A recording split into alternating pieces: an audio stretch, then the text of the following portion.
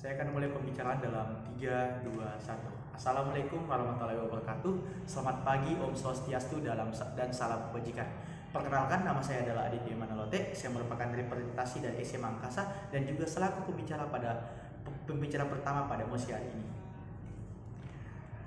Sebelum saya menjelaskan lebih dalam, tentang mosi hari ini, saya akan mendefinisikan mosi pada hari ini, yaitu yang adalah negara berkembang. Negara berkembang adalah istilah umum yang digunakan untuk menjelaskan suatu negara dengan kesejahteraan material tingkat rendah. Dan yang kedua adalah potensi maritim. Potensi maritim adalah suatu yang terdapat di perairan laut Indonesia yang dapat dimanfaatkan oleh penduduk Indonesia dan dapat menimbulkan kesejahteraan pada Indonesia. Dan yang ketiga adalah maritim biru. Maritim biru adalah strategi pembangunan ekonomi nasional yang mengandalkan sumber daya kelautan dan potensi maritim yang dimiliki suatu negara. Dewan juri sekalian, mengapa mosi pada hari ini sangat penting untuk dibahas? Yang mana kita ketahui bersama, Indonesia adalah negara maritim terbesar di dunia saat ini, yang dimana ada begitu banyak potensi dan peluang ekonomi di dalamnya. Indonesia memiliki luas perairan sepanjang dari Sabang sampai Merauke dan total pulau sekitar belasan ribuan, yang dimana potensi tersebut Indonesia sangat mungkin untuk mengembangkan ekonominya dengan bantuan dari faktor ekonomi dari bidang maritim. Dengan potensi tersebut dan juga Indonesia dapat keluar dari negara berkembang. Tetapi pada saat ini Indonesia masih pasif dalam mengelola sumber daya maritimnya, yang dimana rata-rata nelayan Indonesia sangat pasif, sangat mengandalkan alat-alat tradisional dalam mengelola sumber dayanya, yang dimana dampak buruk dalam penggunaan alat-alat ini dapat mengaruhi sumber daya ekosistem di Indonesia. Dan juga yang mana kita ketahui bersama,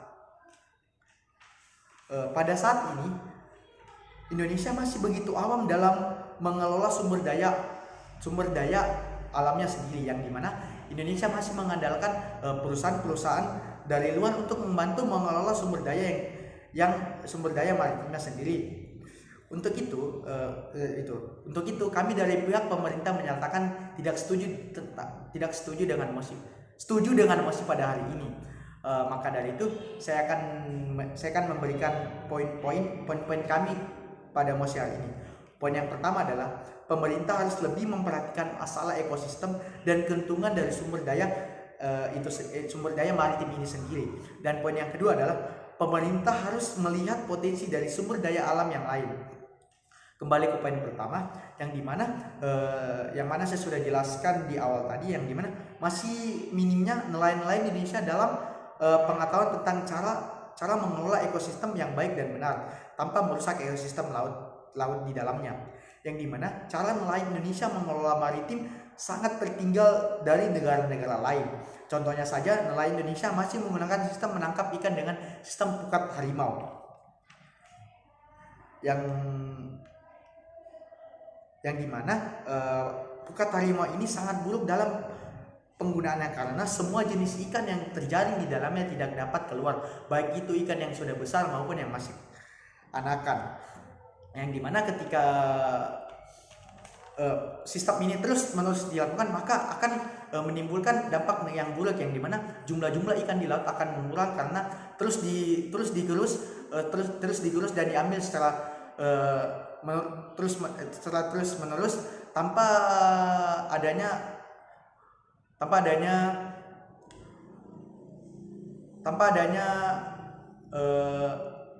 anak-anakan dari ikan yang lain, yang dimana seharusnya ada cara lain yang dapat digunakan dalam mencari ikan ini, yang dimana nelayan Indonesia dapat mencontoh negara-negara di luar seperti Jepang, yang dimana para nelayan Jepang hanya hanya akan mencari ikan pada saat setelah musim kawin, yang dimana ketika musim kawin berakhir, induk-induk ikan akan bertelur, dan dan ketika para nelayan menjaringnya, maka akan ada penggantinya, yaitu anak-anak ikan tersebut. Dan yang kedua adalah Indonesia masih sangat awam dalam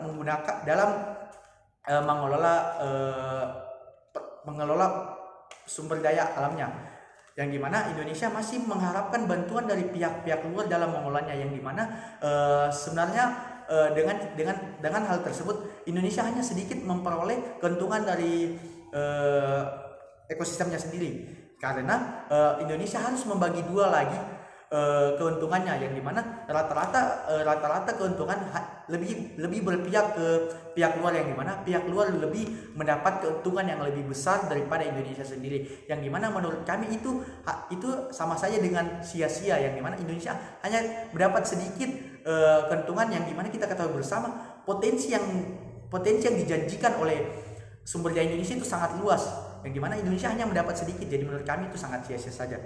Dan poin yang kedua yaitu adalah pemerintah harus memiliki potensi dari sumber daya yang lain, yang dimana kita ketahui bersama masih begitu banyak sekali sumber-sumber daya yang dapat dikelola dan digrup oleh pemerintah, yang dimana Indonesia terdapat dalam garis lintang khatulistiwa, yang dimana itu menjanjikan begitu banyak sumber daya di Indonesia.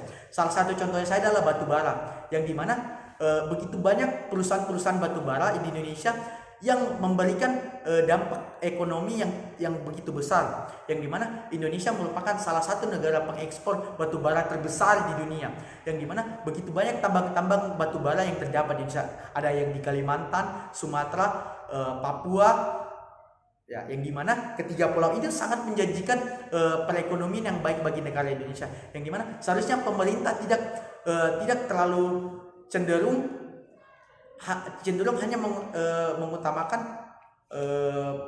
potensi dari laut, tetapi harus melihat juga potensi dari darat. Dari sekian yang dapat saya sampaikan, dan terima kasih.